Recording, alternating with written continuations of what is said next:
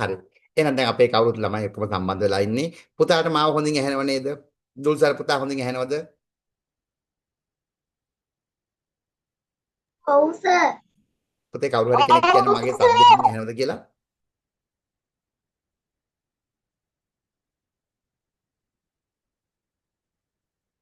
පුතාට මාව හොඳින් ඇහෙනවද පුතේ? දිනුග ඔව් සර්. ඔව් මාව සර්. ඇහෙනවද පුතාට? ඔව් සර්. ඔව් සර්. ඔව් සර්. හරි. එහෙනම් දැන් අපි පටන් ගමු. හරි කාගෙත් ගාව මේ ටියුට් එක ඇති.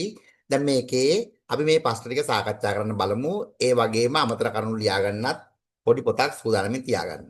හරි. දැන් අපි පටන් ගමු පුතේ.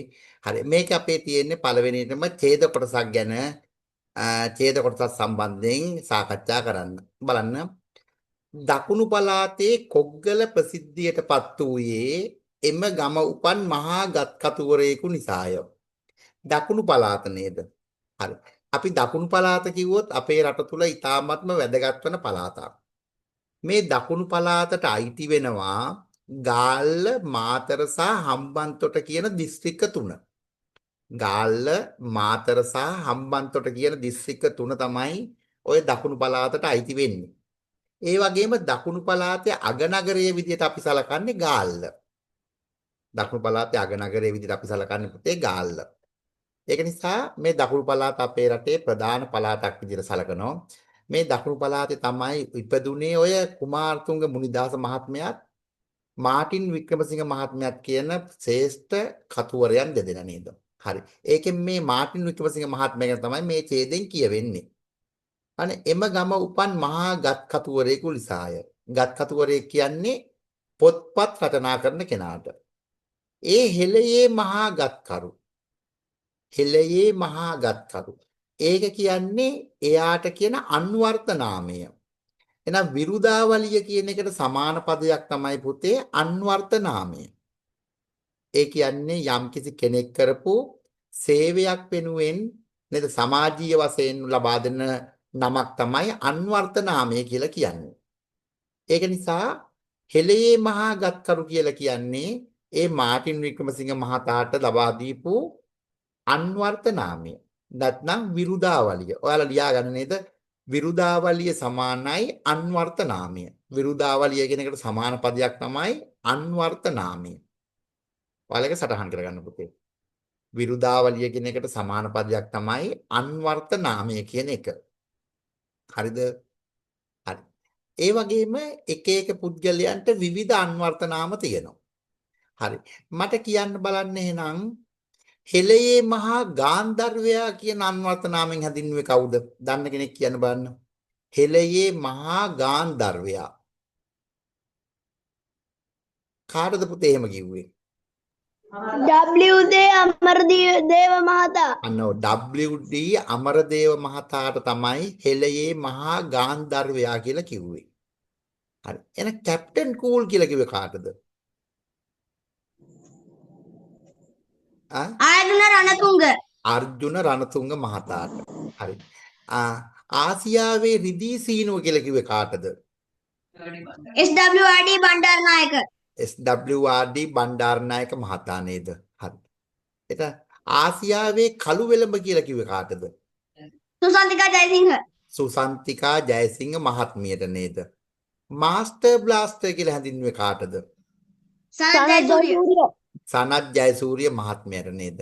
එහෙනම් මට කියන්න ආසියාවේ සිංහයා කියලා කිව්වේ කාටද? ආසියාවේ සිංහයා. ඔන්න දන්නේ නැහැ නේද? කාටද ආසියාවේ සිංහයා කියලා හැඳින්වුවේ? ඒක සටහන් කරගන්න ඕන ඔයාලා. ඔව්. කවුද පුතේ? ආසියාවේ සිංහයා කියන අන්වර්ථ නාමයෙන් හැඳින්වු පුද්ගලයා කවුද අපේ රටේ? ඊටමත් වැදගත් සේවයක් කරපු කෙනෙක්. තාමත් ජීවතුන් අතර ඉන්නව හැබැයි යා. ආසියාවේ සිංහයා කියලා හඳුන්වපු කෙනා. කාට හරි පුළුවන්ද කියන්න? වසිත් මාලිංග. නෑ ලසිත් මාලිංග නෙවෙයි. මහින්ද රාජපක්ෂ අන්න හරි මහින්ද රාජපක්ෂ මහත්මයාට තමයි ආසියාවේ සිංහයා කියලා හැඳින්වුවේ. තේරුණාද? හඳුන්වන්නේ මහින්ද රාජපක්ෂ මහත්මයා ආසියාවේ සිංහයා. ඔන්න මතක තියාගන්න. හරි. ඒ ළමේතරේ පේපර් එකට නම් ඕක ගහන්නේ ජීවිතේට. නමුත් ඔයාලගේ දැනුමට ඒක එකතු කරගන්න පුළුවන්. අන්න ඒව තමයි පුතේ අන්වර්ථ නාම කියලා කියන්නේ. ඒ කියන්නේ කෙනෙක් කරපු සේවය වෙනුවෙන් සමාජීය වශයෙන් ලැබෙන නාමයක් තමයි අන්වර්ථ නාමය කියලා කියන්නේ. නැත්නම් විරුදාවලිය කියන්නේත් ඒකට. එහෙනම් හෙළේ මහා ගත්කරු නේද? විරුදාවලියෙන් උපහාර ලැබූ මාටින් වික්‍රමසිංහ සූරීන්ය. අන්න මාටින් වික්‍රමසිංහ සූරීන් තමයි හෙළයේ මහා ගත්කරු කියලා හැඳින්වුවේ. හරි. ඒ වගේම තවත් එයාට කිව්ව නමක් නේද? හෙළයේ මහා ප්‍රඥා කියලා කිව්වා. හෙළයේ මහා ප්‍රඥා කියන අන්වර්ථ නාමිනුත් මාටින් වික්‍රමසිංහ මහත්මයා හඳින්වුවා පුතේ. හරිද? ඔයකත් ඔන්න සටහන් කරගන්න. හෙළයේ මහා ප්‍රඥා. ප්‍රඥා කියන නමිනුත් මාටින් වික්‍රමසිංහ මහත්මයා හැඳින්වුවා. අපිටත් ඒවත් වැදගත් වෙනවා. හරි. හරි. ඊළඟට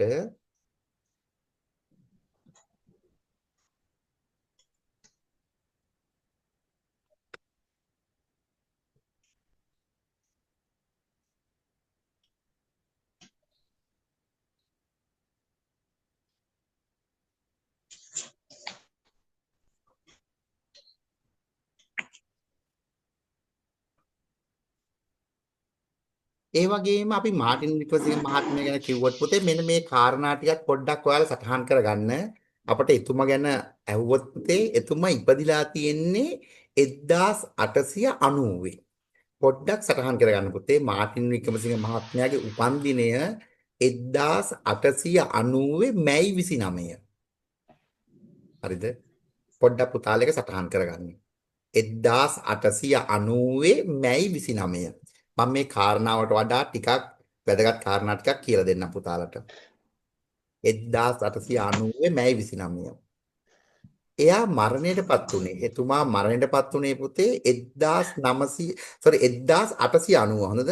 අරක 1990 නෙවෙයි 1890.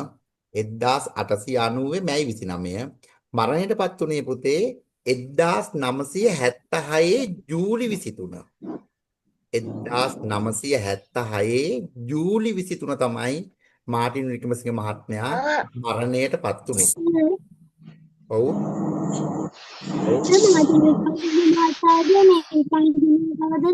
මොකද පුතේ මට තේරුන්නේ නැහැ. මාටින් වික්‍රමසිංහ මහත්තයාගේ උපන්දිනය 1890 මැයි 29. 1890 මැයි 29. හරිද? හරි.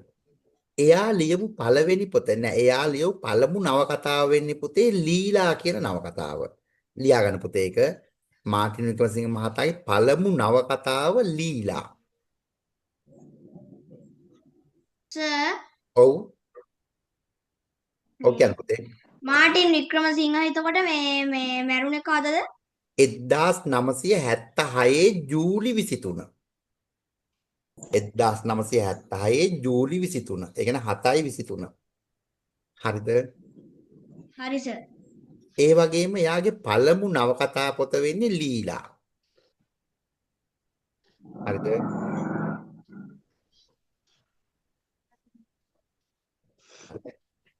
ඒ වගේම අවසාන නවකතාව වෙන්නේ පුතේ භවතරණය කියන නවකතාව. අවසාන නවකතාව භවතරණය.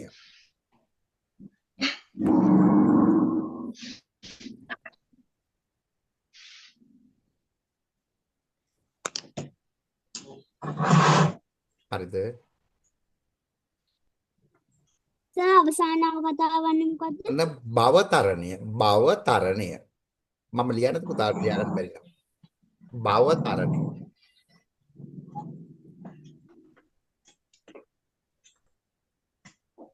අන්න පේන්න නැත්නම් ලිය බලා ගන්න. භවතරණය කියන නවකතාව තමයි එතුමාගේ අවසාන නවකතාව. හරිද? එහෙනම් එතුමා ගැන ප්‍රශ්නයක් අපෙන් ඇහුවොත් ඔය සීමාවෙන් එහාට නම් අහන්න විදියක් නැහැ පුතේ. හරිද? ඒක නිසා අපේ රූපයක් ආවොත් එතුමාගේ එන්න පුළුවන් බොහෝ දුරට ඉඩ තියෙන රූපය මෙන්න මේ රූපය පුතේ.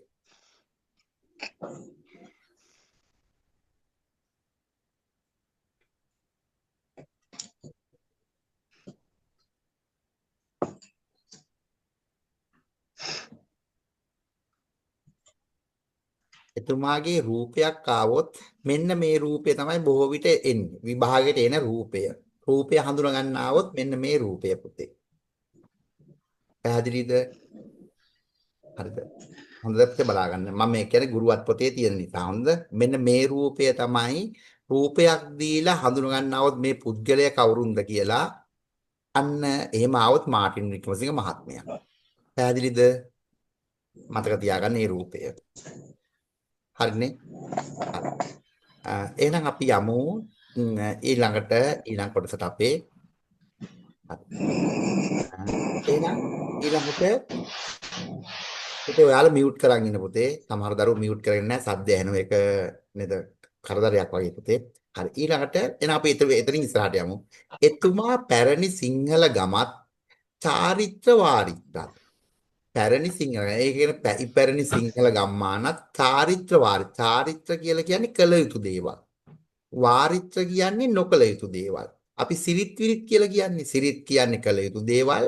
විරිත් කියන්නේ නොකළ යුතු දේවල්. එහෙනම් ඒකට සමාන එකක් තමයි චාරිත්‍ර වාරිත්‍රත්.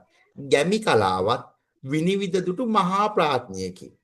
අන ප්‍රඥා කියන්නේ බුද්ධිමතා කියන එක. හරි. ඔව්. හරි ඊළඟට පුතේ මියුට් කරන් ඉන්න පුතාලා. සිංහල සාහිත්‍යයට අනූපමේය. අනූපමේය කියන්නේ සමාන කරන්න බැරි. ඊටා විශාල කියන අදහසයි තියෙන්නේ. අනූපමේය සේවයක් කළ මහා ගත් කතුවරයෙකි. ඒ කියන්නේ පොත්පත් රචනා කරපු කෙනෙක්. එතුමා උපන් නිවස ඇතුළත් බිම් ප්‍රදේශය අද වන විට ජන කෞතුකාගාරයක් පිහිටා ඇත. අන්න එයාගේ නිවස, එයා ජීවත් වෙච්ච එකේ නිවස කෞතුකාගාරය. කෞතුකාගාරය කියන්නේ පැරණි දේවල් තැන්පත් කර තබන ස්ථානයක් බවට පත් කරලා තියෙනවලු. ඒ නමින් මාටින් වික්‍රමසිංහ ජන කෞතුකාගාරයයි. මම හිතන්නේ ඔයාලා ගිහිල්ලා බලලත් ඇති මේ වෙනකොට නේද? හරි අපි ඒකේ පොඩි රූපයක් බලමු නේද පුතේ බලමු. ගියපු නැති කෙනෙක් ඉන්නෝ නම් බලා ගන්න. ගියපු නැති කෙනෙක් ඉන්නවා මම ඒ ජන කෞතුකාගාරයේ ස්වරූපය පොඩ්ඩක් පෙන්නනවා.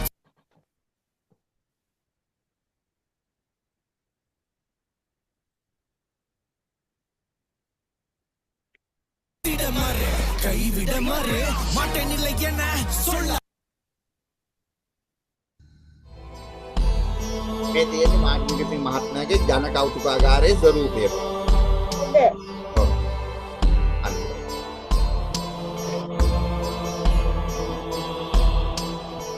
අපි අද ඔයාලට පෙන්වන්න යන්නේ ගාල්ලේ කොග්ගල පිහිටි මාටින් වික්‍රමසිංහ කෞතුකාගාරයයි. ගාල්ල නගරයේ ඉඳන් කිලෝමීටර් 15ක් විතර ඈතින් පිහිටි කොග්ගල නගරයේ තමයි මෙය පිහිටලා තියෙන්නේ. මුලින්ම මෙතනට ආවම ප්‍රවේශ පත්‍රයක් මිලදී ගන්න ඕනේ. දේශීය වැඩිහිටි ටිකට් එකක් රුපියල් 100ක් සහ පොඩි අයට රුපියල් 50කුත් වෙනවා. ඉපැරණි සිංහල ගැමි ජීවිතයට සම්බන්ධ බොහෝ දේවල් මෙම කෞතුකාගාරයේ තිබෙනවා. ඇතුළු වෙන තැනම එතුමාගේ පොත් මිලදී ගන්න පුළුවන් ෂොප් එකක් තියෙනවා. මෙතන එතුමාගේ පොත් ගැලරියක් ප්‍රදර්ශනය සඳහා නිර්මාණය කරලත් තියෙනවා.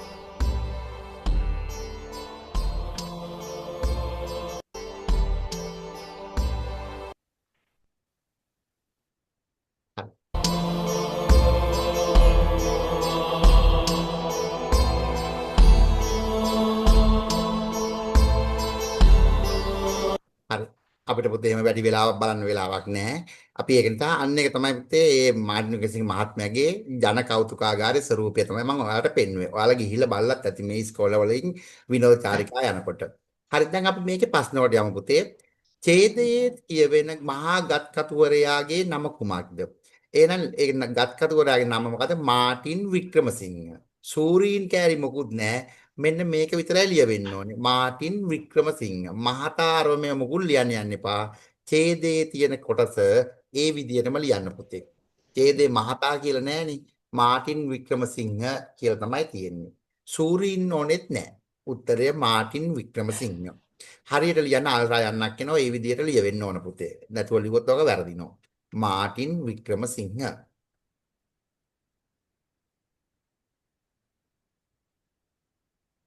හරිනේ. හරි. අපි ඊළඟ කොටසට යමු. එතුමා නිසා ප්‍රසිද්ධියටපත් වූ ගම කුමක්ද? බලන්න. එතුමා නිසා ප්‍රසිද්ධියටපත් වූ ගම. මොකද්ද පුතේ ගම? හරි. දකුණු පළාතේ පුද්ගල ඔව්. ඔව් කියන්න. දකුණු පළාතේ පුද්ගල ඔව්. එතකොට දකුණු පළාත ඕනේ නැහැ පුතේ. එතකොට ලියන්න කොග්ගල. කොග්ගල විතරයි ලියන්න ඕනේ ගම. පුද්ගල ඔව්. ඔව් හරි. පුතා නිසාද. එතකොට දකුණු පළාත අරව මේව ලියන්න ඕනේ නැහැ. එතන කෙලින්ම ලියන්න ඕනේ කොග්ගල කියන එක විතරයි. එතුමා නිසා ප්‍රසිද්ධියටපත් වූ ගම කුමක්ද? දකුණු පළාතේ කියලා ඕනේ නැහැ කොග්ගල.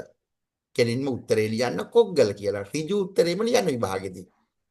දැන් ඉඩ කඩත් එක බලන්න මෙතන දකුණු පළාතේ කොග්ගල කියලා ලියන්න ඉඩකුත් නැහැනේ. කෙලින්ම උත්තරේ කොග්ගල විතරයි.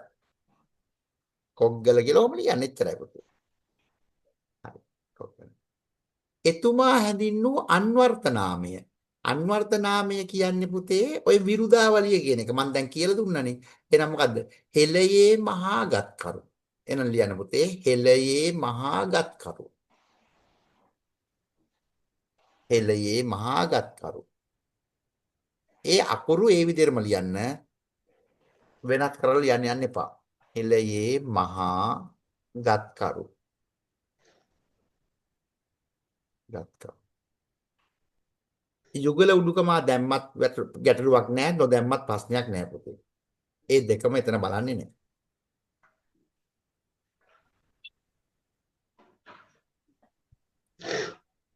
එතුමා උපන් නිවස අද වන විට පිහිටා ඇත්තේ කුමක්ද? එතකොට මේකේ උත්තරේ වෙන්නේ පුතේ ජන කෞතුකාගාරයක් කියන එක. එතුමා උපන් නිවස අද වෙනකොට පිහිටා ඇත්තේ ජන කෞතුකාගාරයක් කියන එකට ලකුණක් ලැබෙන්නේ නැහැ විභාගෙදි ලිව්වොත් ජන කෞතුකාගාරයක්. ඇයි හේතුව? ජනයාට නිදහසේ ඕනෑම වෙලාවක බලන්න පුළුවන් නිසා තමයි ජන කෞතුකාගාරයක් කියන්නේ. නැත්නම් ඒක ජනතාව වෙනුවෙන්මයි හදලා තියෙන්නේ. ජන කෞතුකාගාරයක්. ජන කෞතුකාගාරයක් කියන එක තියෙන්න ඕන පුතේ. ජන කෞතුකාගාරයක්. මෙතන උත්තරේ තියෙනවා. මෙන්න මේ උත්තරේ සකස් වෙන්න ඕන. ජන කෞතුකාගාරයක් කියන එක.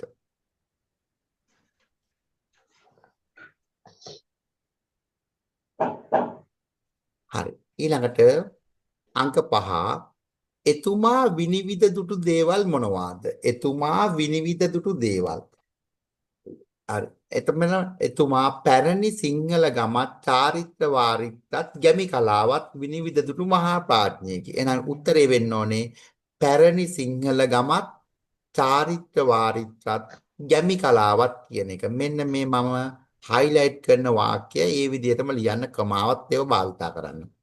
පැරණි සිංහල ගමත් චාරිත්‍ර වාරිත්‍රත් ගැමි කලාවත් කියන එක තමයි එතුමා විනිවිද දුටපු කාරණාව.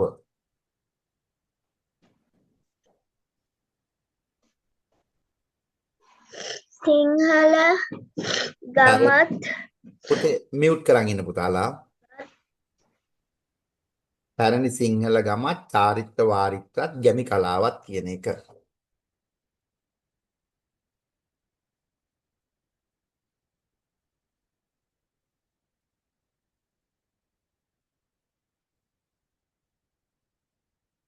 හරිද?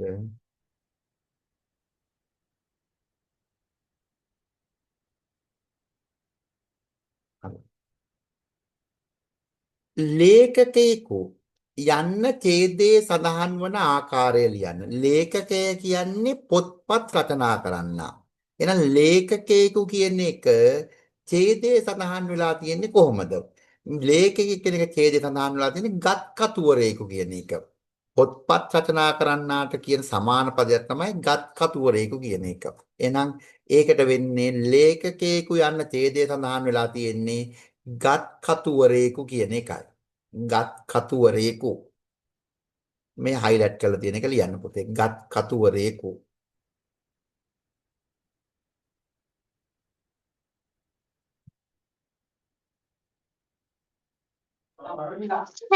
ඉස්සෙල්ලක චුට්ටක් පෙන්නන්නකෝ.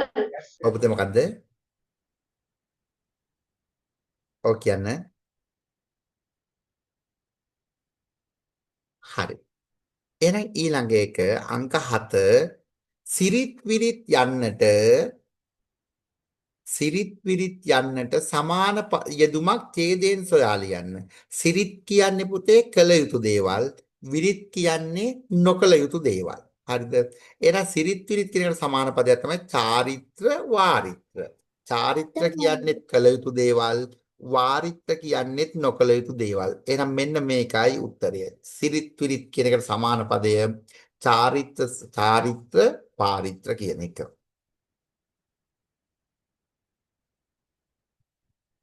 චාරිත්‍ර වාරිත්‍ර.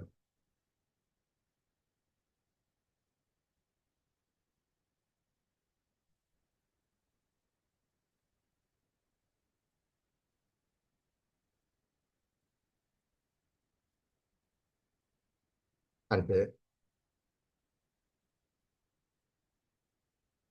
හරි. ඊළඟට අපි ඊළඟ ප්‍රශ්නේ බලමු පුතේ.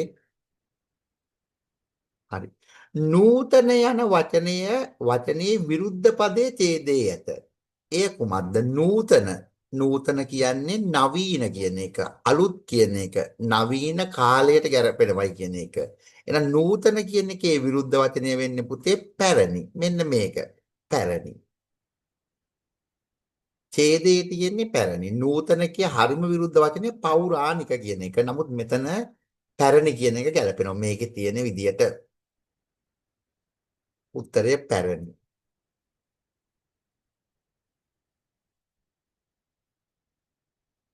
හරි. නූතන කියන එකට හරි. හරි.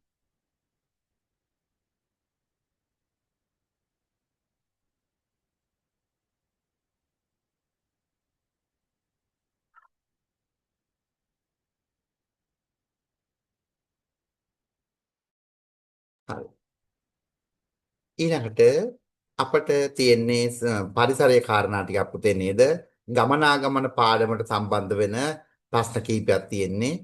බස් රථවල ආසන වෙන් කර ඇති පුද්ගලයන් තිදෙනෙක් නම් කරන්න.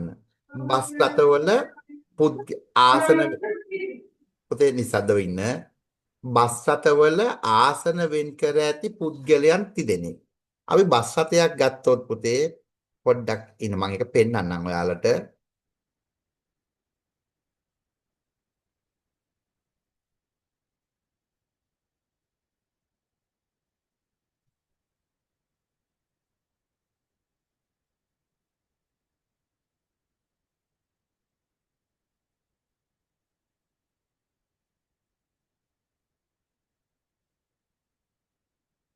මේ රූපය ගත්තොත් මේ බස් රථයක ඇතුල් පැත්ත තියෙන්නේ.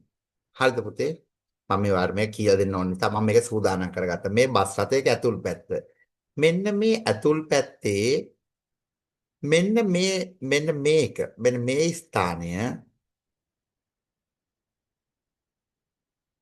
මේ ස්ථානය මේ රියදුරු ආසනයේට පිටුපස තියෙන සීට් එක වෙන් කරලා තියෙන පුතේ පූජ්‍ය පක්ෂයට. එහෙනම් රියදුරු ආසනයේට පිටුපස ආසනය තමයි පූජ්‍ය පක්ෂය. ඒ කියන්නේ හාමුදුරුවරු ඔය ආගමික නායකයන්ට ආගමික පුද්ගලයන්ට තියෙන තැන තමයි මෙන්න මේ සීට් එක. හොඳින් බලාගන්න. දකුණු පැත්තේ පළමු ආසනය තමයි පූජ්‍ය පක්ෂයට වෙන් කරලා තියෙන්නේ.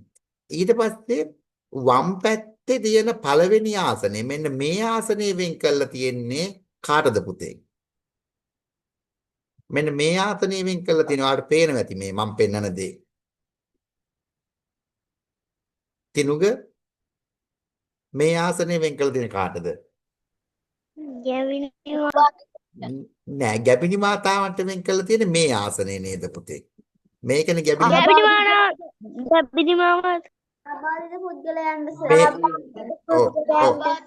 ආබාධිත පුද්ගලයන්ට ඔව් හරි. ඒක නම් මෙන්න මේ හරි හොඳින් අහගන්න. මේ ආසනය වෙන් කරලා තියෙන්නේ ආබාධිත පුද්ගලයන්ට. ඒ කියන්නේ වම්පස ඉදිරි ආසනය ආබාධිත පුද්ගලයන්ට. වමේ තියෙන ඉදිරි ආසනය ආබාධිත පුද්ගලයන්ට. ඒ ඉදිරි ආසනයට පසුපස තියෙන ආසනය කාටද පුතේ වෙන් කරලා තියෙන්නේ? ගැබිනි මාතාවන්ට තමයි ඒ ආසනේ වෙන් කරලා තියෙන්නේ. එහෙනම් අපේ රටේ ප්‍රධාන වශයෙන් මේ තුන විතරයි තියෙන්නේ. එකක් පූජ්‍ය පක්ෂයට තීර තැන බලාගෙන මම මේ බස් එකේ ඇඳලත් පෙන්නලා තියෙන බස් එක මම ඇඳගෙනත් ආව පුතේ මේක පෙන්වන්න ඕන නිසා පූජ්‍ය පක්ෂයට මේක ආබාධිතයන්ට මේක ගැබිනි මාතාවන්ට පැහැදිලිනේ හරි එහෙනම් ඔයාලට කිතියමත් හොඳින් පැහැදිලි වෙන්නේ නැති තැන් තුනත් එක්කම මම පෙන්නලා දුන්නා හරිනේ හරි එහෙනම් අපි යමු අපේ ඊළඟ ප්‍රශ්නෙට ඊළඟ ප්‍රශ්නේ එහෙනම් මේකේ මේ වාහන තුන ලියා ගන්න පුතේ sorry පුද්ගලයන් තුන් දෙනා එක්කෙනෙක් තමයි ආබාධිත පුද්ගලයන් අනිත් කෙනා ගැබිනි මාතාවන් අනිත් කෙනා පූජ්‍ය පක්ෂය ගැබිනි මාතාවන් ආබාධිත පුද්ගලයන් හරිද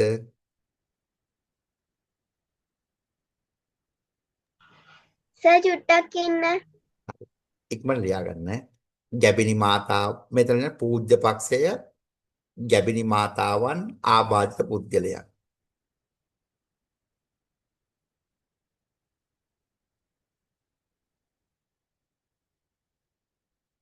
ආබාධිත පුද්ගලයන් පෙන්නන සලකුණ තිබුණොත් මෙන්න මේ සලකුණ තමයි ආබාධිත පුද්ගලයන් නිරූපණය කරන්න පුතේ. ආබාධිත පුද්ගලයන් පෙන්눔 කරන ලාංඡනය මෙන්න මේ ලාංඡනේ. ඒකත් පොඩ්ඩක් මතක තියාගන්න. මේ තියෙන ආබාධිත පුද්ගලයන්.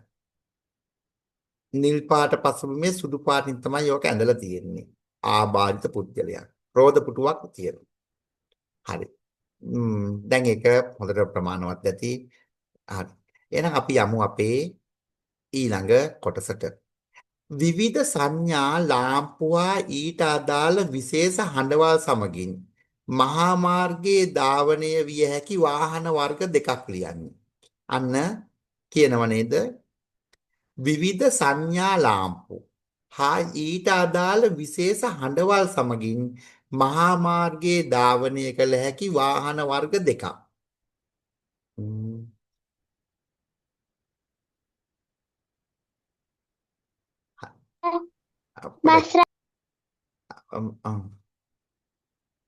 බස් රථ වලට පුළුවන්ද ඔය එළිය ගහගෙන ලාම්පු පත්තු කරගෙන එහෙම යන්න විවිධ සංඥා දමදමා යන්න පුළුවන්ද බස් රථ වලට එහෙම ඔව් එකක් ගිලන් රථය බොහොම පොලිස් රථයටත් නිවන රථය. හරි නිසද්ද වෙන පුතාලා එකක් තමයි නේද ගිලන් රථය අනිත් එක ගිනි නිවීමේ රථ වෙන කිසිම එකකට යන්න බෑ ගිලන් රථ සහ ගිනි නිවීමේ රථ ඒ රථ දෙකටම පුතේ මාර්ග නීති පිළිපැදීමකින් තොරව මාර්ගයේ ගමන් කිරීමේ හැකියාව තියෙනවා තේරුණාද ගිලන් රථය සහ ගිනි නිවීමේ රථ මාර්ග නීති පිළිපැදීමකින් තොරව මහා මාර්ගයේ ධාවනය කරන්න පුළුවන්. ඒක හොඳට මතක තියාගන්න අපේ රටේ ඒ වාහන වර්ග දෙක පමණයි එහෙම විවිධ සංඥායලි එහෙම මේවා දැල්වගෙන යන්න පුළුවන් එකම කාණ්ඩය වෙන්නේ. මොනවද? ගිලන් රථ ගිනි නිවීමේ රථ. හරි. හරි බාසිත් මත කියන්න සුවසැරිය ගිලන් රථ සේවයේ අංකය මොකක්ද? බාසිත් කියන්නේ සුවසැරිය ගිලන් රථ සේවය 1990 බොහොම හොඳයි 1990 හරි ඔව් හරි මට අයින්ස දූ කියන්න සුවසැරිය ගිලන් රථ සේවයේ පාට මොකක්ද?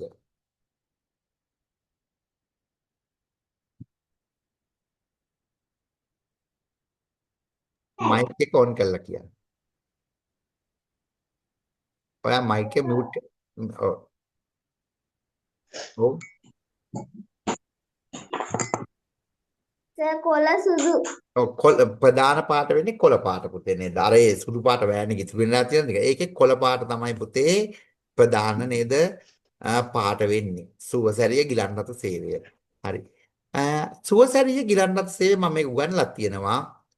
තිලුක පුතා මට කියන්න නැතිවෙන් කියන්න සුවසැරිය ගිලන් රථය ලෙඩෙක් ගෙන යන්න නැති වෙලාවක නවත්තලා තියෙන්නේ කොහේද? තිවෙන් කියන්න ඕන. සර් පොලිසිය ඉස්සරහා. පොලිසිය තමයි ඒක නවත්තලා තියෙන්නේ. පොලිස් භූමිය හරි පොලිසිය ආසන්න. ඒකට හේතුවත් මම කියලා දුන්නා. හේතුව තමයි පොලිසියක් පිහිටලා තියෙන්නේ ඒ පොලිස් බල ප්‍රදේශයේ මැද. අන්නේ මැද නිසා ඕනම තැනකට ඉක්මනටම යන්න පුළුවන් නිසා තමයි රෝගියෙක් ගෙන නොයන අවස්ථාවක සුවසැරිය ගිලන් රථය නවත්තලා තියෙන පොලිසිය. එහෙනම් මෙතන වාහන වර්ග දෙක විදිහට ලියා ගන්න පුතේ. ගිලන් රථය සහ ගිනි නිවීමේ රථය කියන එක. හරි. හරි. ඒ දැනුම බොහොම හොඳයි. හරි. ඊළඟ ප්‍රශ්නට අපි යමු. අපේ රටේ දැකිය හැකි ප්‍රධාන මාර්ග වර්ග තුන ලියන්න.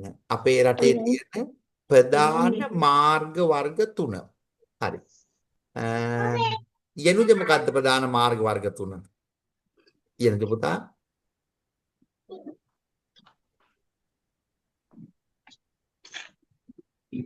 තිනුනි මොකද්ද? තිනුනි ඔමන්සා. සර් නෑ. තිනුලි ඔමන්සා කියන්නේ දුම්රිය මාර්ග සර්. ඔව් එකක් තමයි මහා මාර්ග. එකක් මහා මාර්ග, අනිත් එක දුම්රිය මාර්ග, අනිත් එක අධිවේගී මාර්ග. ලියා ගන්න පුතේ.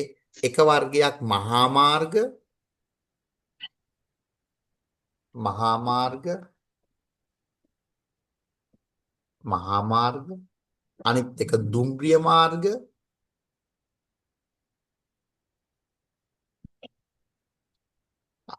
අනිත් එක අධිවේගී මාර්ග.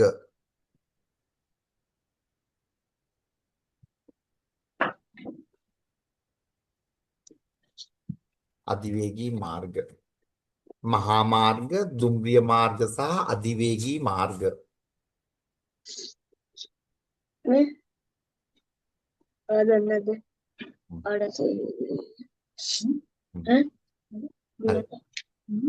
පුතේ මයික් එක ඔෆ් කර ඔන් මියුට් කරගෙන ඉන්න පුතේ. හරි. හරි. එහෙනම් ලියාගන්න. හරි දෙවෙනි එක ශ්‍රී ලංකාවේ ඇති ගුවන් තොටුපළවල් වර්ග දෙක කුමක්ද? ලංකාවේ තියෙන ගුවන් තොටුපළවල් වර්ග දෙක. එකක් තමයි පුතේ ජාත්‍යන්තර ගුවන් තොටුපළ, අනිත් එක අභ්‍යන්තර ගුවන් තොටුපළ. ලියාගන්න ජාත්‍යන්තර ගුවන් තොටුපළ,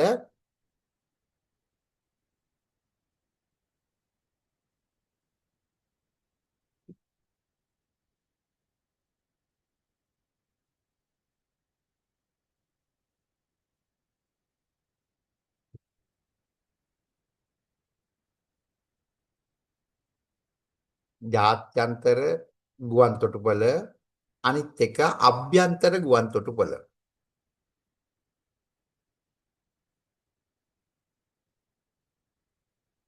අභ්‍යන්තර ගුවන් තොටුපළ.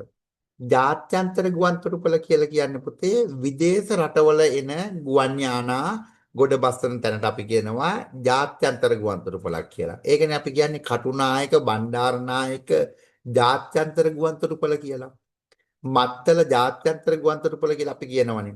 ඒවයි විදේශ ගුවන් යානා ඇවිල්ලා ඒවයි ගොඩ බස්සන්න පුළුවන්. අභ්‍යන්තර ගුවන් තොටුපළ කියන්නේ අපේ රට තුල ඇතුළත ගමන් කරන පොඩි ගුවන් යානා ගොඩ බස්සන ස්ථාන. උදාහරණයක් කොග්ගල ගුවන් තොටුපළ. දැන් ඊට පස්සේ පලාලි ගුවන් තොටුපළ. ඊට පස්සේ චීන වැටිය ගුවන් තොටුපළ. අන්න ඒ වගේ චීන වරාය ගුවන් තොටුපළ. ඒ වගේ රට මැද තියෙන පොඩි ගුවන් යානා රට මැද රට තුල අභ්‍යන්තරව සිදුවන ගුවන් ගමන් සඳහා දායක වන ගුවන් තොටුපළ වල තමයි ඔය අභ්‍යන්තර ගුවන් තොටුපළ කියලා කියන්නේ. ජාත්‍යන්තර කියන්නේ රටවල් අතර, අභ්‍යන්තර කියන්නේ රටේම ස්ථාන අතර කියන එකයි. හරි. ඊළඟට බුලතා යෝධයා සේවය කළ රජතුමා කවුරුන්ද?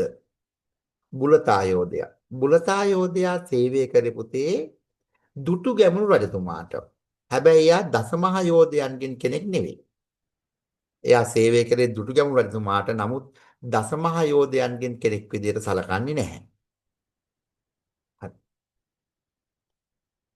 එහෙනම් දුටු ගැමුණු රජතුමා කියලා ලියා ගන්න.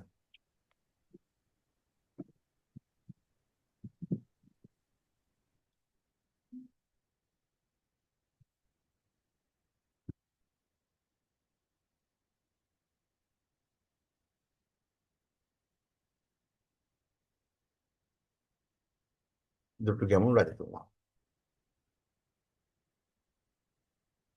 හරි. ඊළඟට බලමු අපි කොලාජ් මෝස්තර යනු කුමක්ද? අපි කොලාජ් මෝස්තරය බලමුකෝ ඉස්සර වෙලා. නේද? කොලාජ් නිර්මාණයක් කියන්නේ මොකක්ද කියලා බලමු අපි. කොලාජ් නිර්මාණ.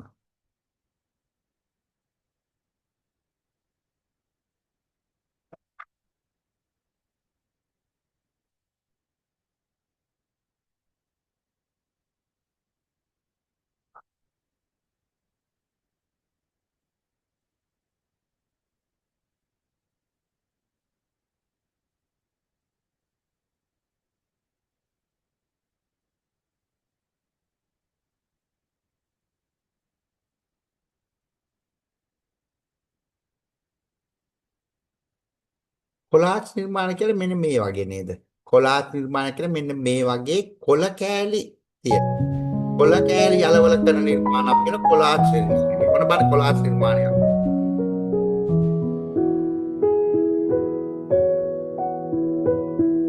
ඔය තියෙන්නේ කොලාජ් නිර්මාණය. හරිද කියන්සන?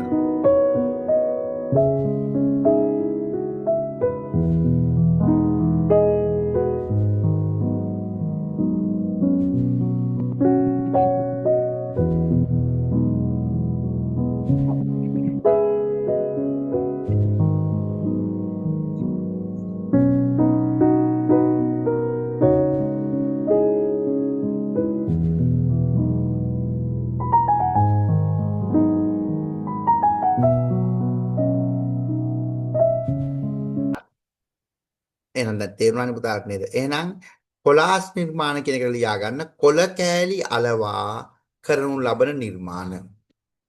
කොලාජ් නිර්මාණ කියන්නේ කොළ කෑලි අලවා කරනු ලබන නිර්මාණ.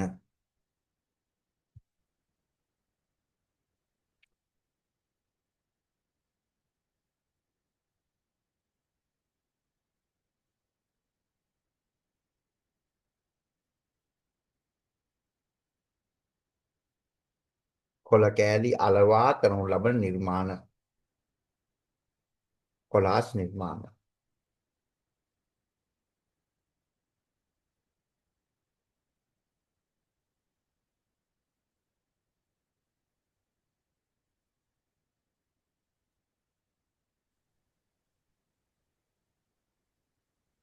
දියන්සන කොහෙද කියන්නේ?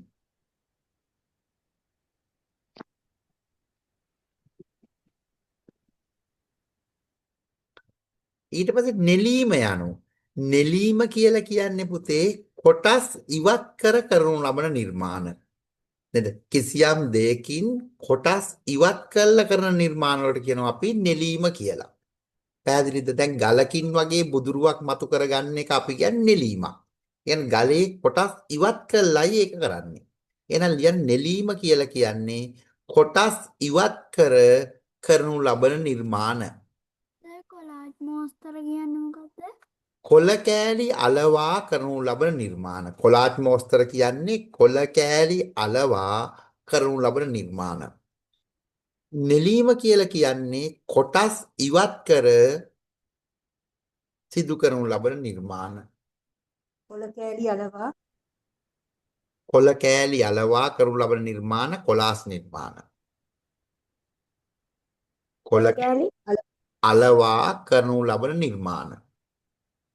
මම අර පෙන්වුවේ පුතාට නේද? කොළ කෑලි අලවා කරනු ලබන නිර්මාණ කොලාස් නිර්මාණ. සර් ඔව්. නෙලීම නෙලීම කියන්නේ කොටස් ඉවත් කරනු ලබන නිර්මාණ.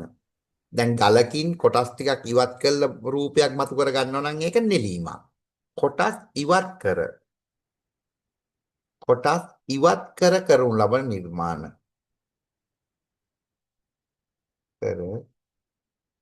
කරනු ලබන නිර්මාණ. නෙලීම. ඇබීම කියන්නේ පුතේ කොටස් එකතු කරලා කරන නිර්මාණ. දැන් මැටි වලින් රූපයක් කරන එක ඇබීමක්. මැටි එකතු කරලානේ හදන්නේ. එහෙනම් කොටස් එකතු කරනු ලබන නිර්මාණ ඇබීම. කොටස් එකතු එකතු කර කරනු ලබන නිර්මාණ.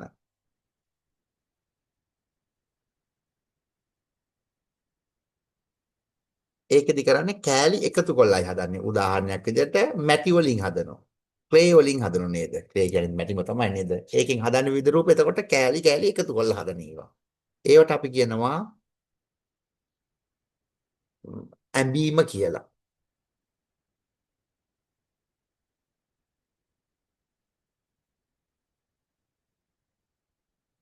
හරිද? අපි දැන් බලමු ඔරිගාමි නිර්මාණය. මොකද්ද පුතේ ඔරිගාමි නිර්මාණ කියලා කියන්නේ? කවුරු හරි දන්න දරුවෙක් ඉන්නවද? ඔරිගාමි නිර්මාණ. ඔව්. ඔව්. නමාකරණ නිර්මාණ ඔව් ඔරිගාමි නිර්මාණ කියන්නේ ඔව් අපි බලමුකෝ ඔරිගාමි නිර්මාණය. අපි ඔරිගාමි නිර්මාණය මම ඔයාලට පෙන්නන්න. ඒක වඩා මතකෙ හිතේවි.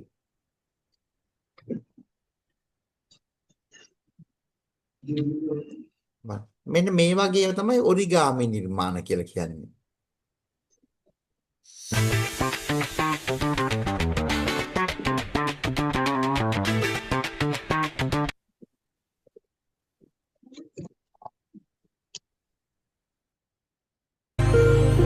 මෙන්න මේ තමයි ඔරිගාමි නිර්මාණ බලන්න.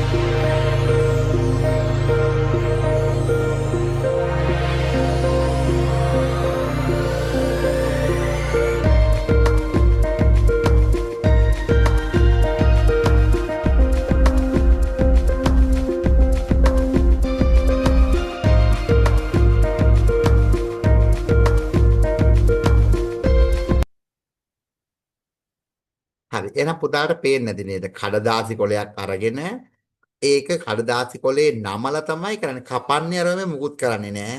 එහෙනම් ඒ වගේ නිර්මාණ අපි ඔරිගාමි නිර්මාණ කියනවා. එහෙනම් ලියන්න කඩදාසි කොල නවා කරනු ලබන නිර්මාණ.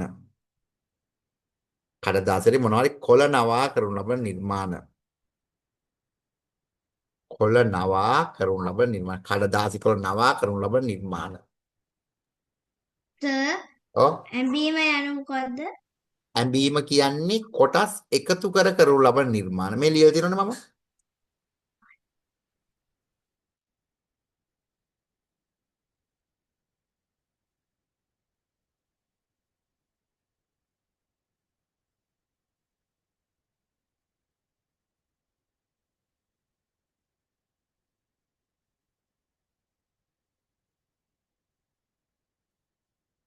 කඩදාසි කොල නවා කරනු ලබන නිර්මාණ.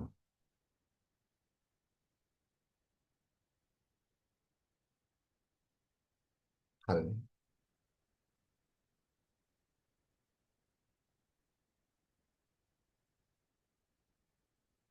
හරි. අපි බලමු එන ඊළඟ කොටස පුතේ.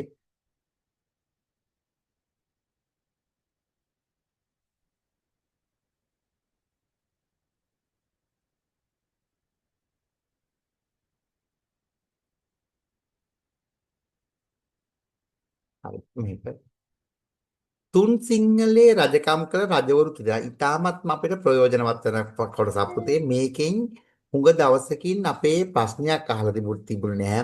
ඒක නිසා මෙන්න මේක අහන්න ඉඩ තියෙනව නේද? අපේ රට දුටුගැමුණු රජතුමාට පෙර කාලේ දුටුගැමුණු රජතුමාගෙන් පෙර රට කොටස් තුනකට බෙදිලා තිබුණා. එක ඔව් අර කලින් එකට චුට්ටක් කියන්න පුළුවන්ද? මම පන්ති අවසන් වෙලා කියන්නම් පුතේ. හොඳේ දැන් මේක අහගන්න. පන්ති අවසන් වෙලා ඒක මම කියන්නම්. හරි. එහෙනම් බලන්න අපේ රට දුටුගැමුණු රජතුමාට පෙර කොටස් තුනකට බෙදිලා තිබුණා. ඒ කොටස් තුන නම් කරා රුහුණු පිහිටි මායා කියලා. මේ පිහිටි කියලා කිව්වේ මෙන්න මේ කොළ පාටින් තියෙන ප්‍රදේශය. මේ සිටිය මේ කොළ පාටින් තියෙන ප්‍රදේශය අපි පිහිටි කි ප්‍රදේශය විතර හඳුන්වනවා. ඒ කියන්නේ උතුරු කරේත් අයිති වෙලා තියෙනවා. ඉතින් මේ රතු පාටින් වගේ තියෙන නිකන් රෝස පාටින් වගේ තියෙන එකට කිව්වා මායා කියලා. මේ රුහුණු ප්‍රදේශය කියලා කිව්වේ මේ කහ පාටින් තියෙන ප්‍රදේශය. එතකොට මේ තුනේ රජවරු 3 දෙනෙක් හිටියා. රජවරු 3 දෙනෙක් හිටියා. මෙතන පිහිටි ප්‍රදේශයේ පුතේ පාලනය කරේ එලාර් රජතුමා. ඒක නිසා මේකට කිව්වා ජම්බුද්දීප කියලාත් කිව්වා. එයා ඉන්දියානු කෙනෙක් නිසා නේද?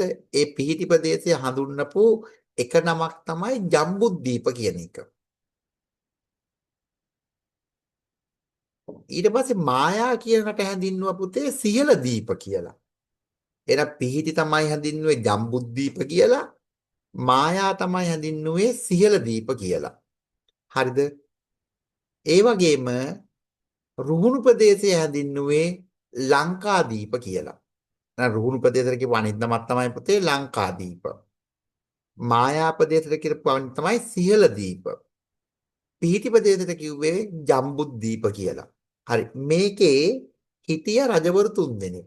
මේ කහපාට ප්‍රදේශයේ රුහුණු ප්‍රදේශනේ ඒකේ හිටියේ දුටුගැමුණු රජතුමාගේ තාත්තා.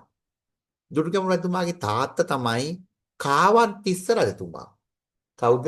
කාවන්තිස්ස රජතුමා. එහෙනම් මෙන්න මේකට මේ කහපාටිර ගහපු එකට ලියාගන්න කාවන්තිස්ස රජතුමා. කාවන්තිස්ස රජතුමා. කාවන්තිස්ස රජතුමා. කාවන්තිස්ස රජතුමා.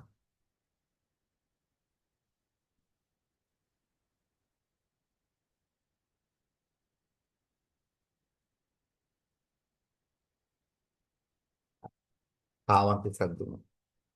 කාවන්තිස්ස රජතුමා විවාහ වුණේ විහාර මහාදේවියත් එක්ක. විහාර මහාදේවියගේ තාත්තා තමයි මෙන්න මේ මායා කියන ප්‍රදේශේ රජකම් කළේ. එයාගේ තාත්තගේ නම තමයි කැලණිතිස්ස රජතුමා. කැලණිතිස්ස රජතුමා. කැලණිතිස්ස රජතුමා.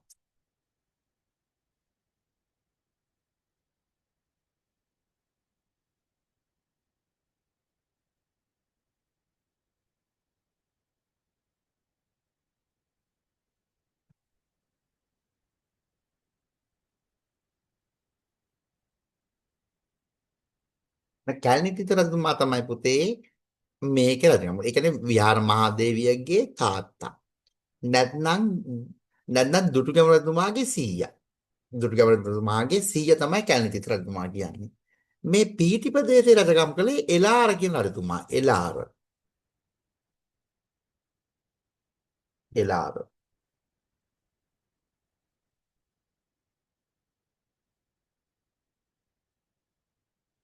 එලාර රජතුමා. එහෙනම් හරි. ඔන්න ඔය විදිහට අපේ රට රජවරු 3 දෙනෙක් යටතේ පාලනය වුණා. නමුත් මේ කාවන්තිස්ස රජතුමාගේ පුතා තමයි දුටුගැමුණු. අනිත් පුතා තමයි තිස්ස කුමාරයා. මේ දුටුගැමුණු රජතුමාගේ සීයනේ කැලණිතිස්ස. ඒතර මේකෙත් එක්ක දුටුගැමුණු රජතුමාට ප්‍රශ්නයක් තිබුණේ නැහැ. නමුත් දුටුගැමුණු රජතුමාට ගැටලුව තිබුණේ මෙන්න මේ ජම්බුද්දීප කියන ප්‍රදේශයත් එක්ක. නැත්නම් පිහිටි ප්‍රදේශයේ හිටපු රජතුමාත් එක්ක එලාර. එතකොට මෙයා එලාර පරාජය කළා. මේ රට පළමු වතාවට නේද එක්සේසත් කර රජතුමා විදියට දුටුගැමුණු රජතුමා මූලික වුණා. එහෙනම් අපේ රට මේ රටවල් තුන දිලා තිබිච්ච එක තනි රටක් බවට පත් කරේ කවුද පුතේ? දුටුගැමුණු රජතුමා.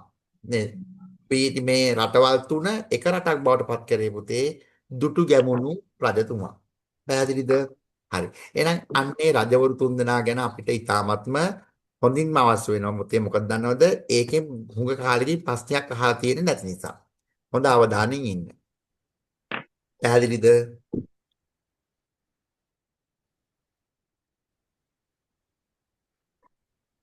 මේ ප්‍රදේශ ටිකත් එක්කම තියෙනවා.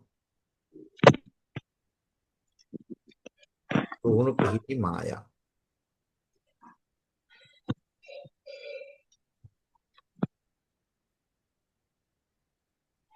හරි.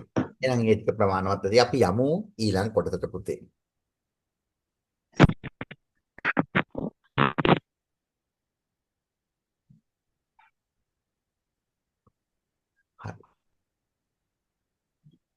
ඒක නම් ඉතර අමාරු කොටසක් නෙවෙයි නේද? මේකේ තියෙනවා මේ අවස්ථාවට ගැලපෙන පදේ තෝරගන්න එකක් කියන මේකත් අපිට සිංහල වල එන්න පුළුවන් කොටසක්. බලන්න මෙතන තියෙනවා නේද? වාක්‍ය 10ක් ඒකට අදාළ වෙන විදියට උත්තර 10කුත් මෙතන තියෙනවා. අදාළ උත්තරය අපි තෝරගන්න වෙනවා. බලන්න බොහෝ පොත් සංඛ්‍යාවක් ලියූ පොත්පත් ලියන්නාට අපි කියන නම තමයි පුතේ ලේඛකයා කියන එක නේද? පොත්පත් ලියන්නාට කියන නම තමයි ලේඛකයා. එහෙනම් මෙතන ලේඛකයා කියන පිළිතුරයි මෙතෙන්ට එන්න ඕනේ. නම් බොහෝ පොත්පත් සංඛ්‍යාවක් ලියූ ලේඛකයාට හිමි තාග්‍ය දිනාගත්තේ උතුල දම්සරයි. එහෙනම් මෙතන ලියාගන්න ලේඛකයා.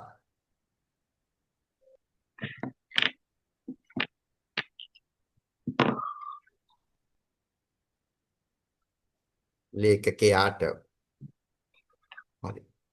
වන අසිරිය කවි පෙළ ලියූ කවි ලියූ මෙතන කවිඳුය.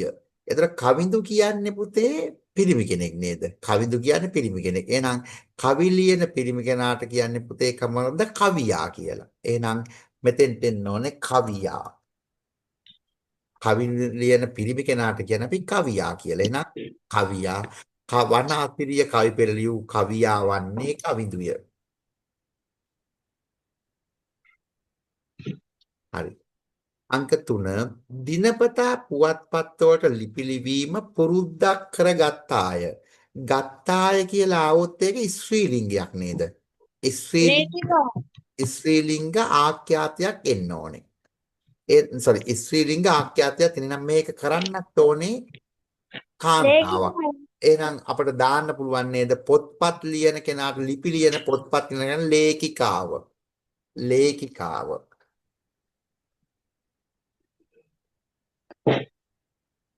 ලේඛිකාව.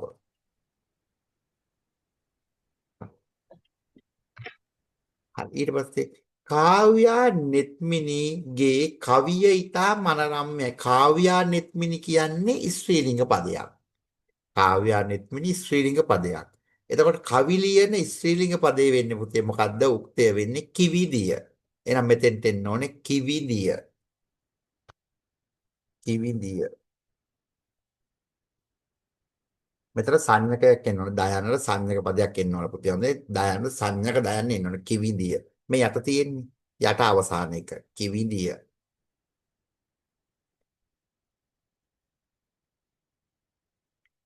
හරි. ඊළඟට දිනපතා පාසල් යාම ගේ ස්වභාවය වූයේය. වූවේය කියනකොට පුරුෂ ලිංග ආඛ්‍යාතයක්. පුරුෂ ලිංග ආඛ්‍යාතයක් නම් අපි මෙතෙන්ට දාන්න ඕනේ පුරුෂ ලිංග පදයක්. එහෙනම් අපි දාමු මෙතෙන්ට ඔහු. ඔහු. ඔහු. ඔහුගේ ස්වභාවය දිනපතා පාසල් යාම ඔහුගේ ස්වභාවය වූයේය.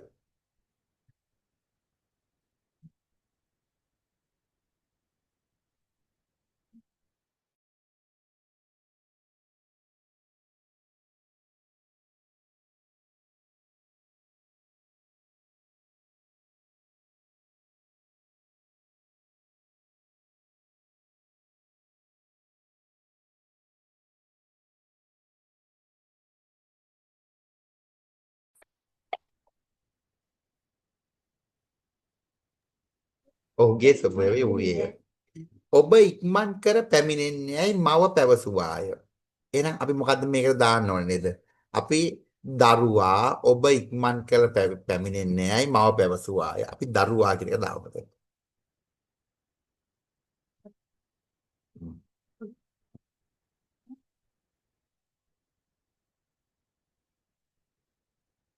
කුමුරේ නියර බැඳීමට උදෑසනින්ම නිවසින් පිටත් වූයේය. එහෙනම් නියර බැඳීම වගේ කටයුතු කරන කවුද? ගොවියා නේද? මෙතෙන් දෙන්න ඕනේ. එහෙනම් ගොවියා. ගොවියා. එතකොට ඌවේ කියන්නේ පුරුෂ ලිංග ආඛ්‍යාතයක් නිසා ගොවියාගෙන ගැලපෙනවා. තිසරි විහංගා පාසලේ ජනප්‍රියම ක්‍රීඩිකාව මෙතන ඌවේ කියන්න බෑ පුතේ. ඌ වාය කියලා හදාගන්න හොඳේ. මෙතන පොඩ්ඩක් මුද්‍රණ දෝෂයක් ඇවිල්ලා තියෙනවා. ඌ වාය කියලා හදාගන්න. තිසරි විහංගා පාසලේ ජනප්‍රියම ක්‍රීඩිකාව ඌවාය. මෙතන ඌවේ පොඩි මුද්‍රණ දෝෂයක්. එහෙනම් මෙතෙන්ට එන්න ඕනේ තිසරි විහංගා දැරිය. දැරිය. කුඹුරට ඇඹුල රැගෙන යාම ඇඹුල රැගෙන යාම කවුද කුඹුරට ඇඹුල රැගෙන යන්නේ ගොවියගේ ස්ත්‍රීලිංග පදේ මොකද්ද ගෙවිලිය ගෙවිලිය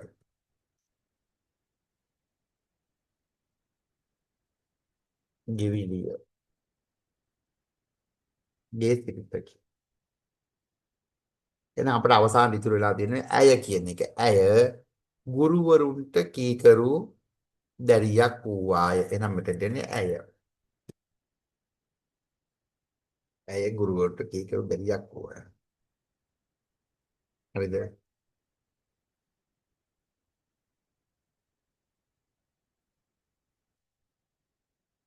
හරිද පුතේ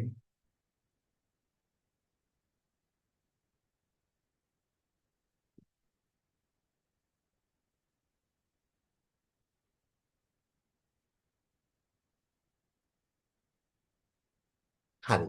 එහෙනම් පුතේ අපේ අද දවසේ අපි පාඩම් කොටස මෙතනින් අවසන් කරනවා. පුතාට ලියා ගන්න බැරි වුණු දෙයක් තියෙනම් අහන්න කියලා දෙන්නම් පුතේ. ලියා ගන්න බැරි වුණු තැනක් තියෙන දේවල් පුතාලා මම ඔව් පළවෙනි ප්‍රශ්නෙට උත්තරේ මොකද්ද? පළවෙනි ප්‍රශ්නේ කියන්නේ මොකේ පළවෙනි ප්‍රශ්නේද පුතේ? පළවෙනි පිටුව එක මේකද? නැහැ නෑ. පොරයි කියන පුතේ. ඊට කලින් එක.